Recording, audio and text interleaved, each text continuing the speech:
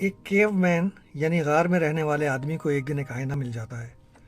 वो जब उसमें अपनी शक्ल पहली मर्तबा देखता है तो ये समझता है कि वो आईने में उसका बाप है। वो आईने को गार में ले जाता है और रोज़ उसे देखकर अपने बाप से बातें करता है। उसकी बीवी को शक होता है कि उसका शौहर ना जाने किससे बातें करता है। एक दिन जब वो केव मैन कहीं गया होता है, उसकी बीवी आईने को उठा के देखती है और अपनी शक्ल पहली मर्तबा देख कर ही समझती है कि वो कोई और है, और कहती है, तो ये है वो कलमोई जिसे मेरे शौहर का चक्कर चल रहा है। वो इस आईने को अपनी सास के पास ले जाती है और कहती है कि तुम्हारे बेटे का इस औरत से चक्कर चल रहा है। उसकी सास आईने में अपनी शक्ल देखती है और कहती है, इसकी उम्र देखो और करतूत।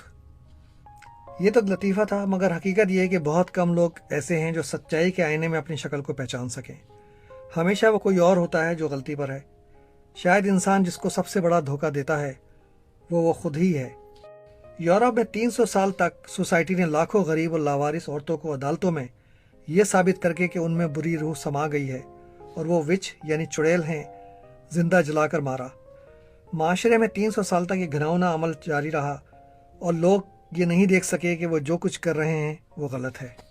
और मजहबी रहनुमा हो या यूनिवर्सिटी के प्रोफेसर्स, जजेस या वकील, सभी पूरी ईमानदारी और खुलूस के साथ इस अमल में शामिल थे 300 साल तक।